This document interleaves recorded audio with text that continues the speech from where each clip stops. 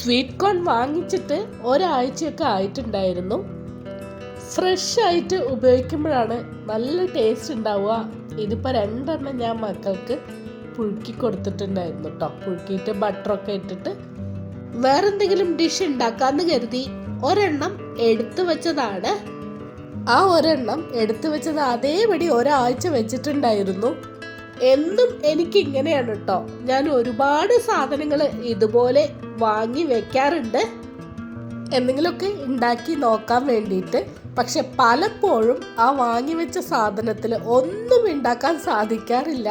അതുകൊണ്ട് ഇതൊരു പുതിയ അനുഭവമല്ല കേട്ടോ എനിക്ക്.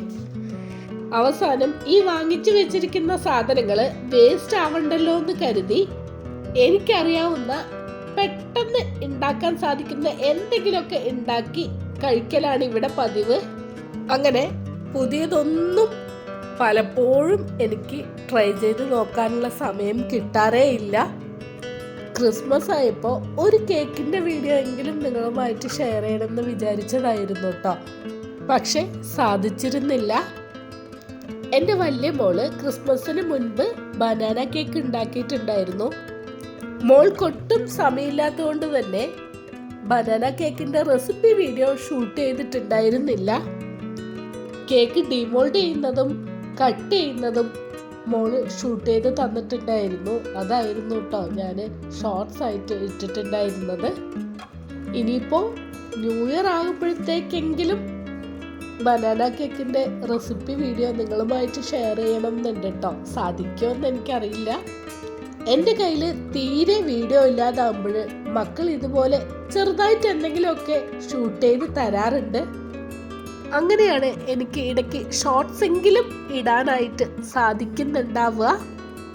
എനിക്കധികം താല്പര്യമില്ലാത്തതും എന്നാൽ എൻ്റെ മക്കൾക്ക് ഏറ്റവും കൂടുതൽ താല്പര്യമുള്ളതുമായ ഒരു കാര്യമാണ് ഈ കുക്കിംഗ് എന്ന് പറയുന്നത്.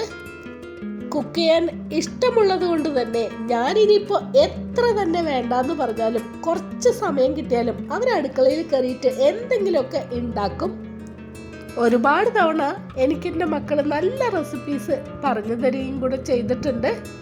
ഇപ്പം നിങ്ങൾ കാണുന്നതും അതുപോലൊരു വീഡിയോ ആണ് കേട്ടോ. എൻ്റെ ചെറിയ മോള് എനിക്ക് വേണ്ടി ഒരു വീഡിയോ ഷൂട്ട് ചെയ്ത് തന്നതായിരുന്നു.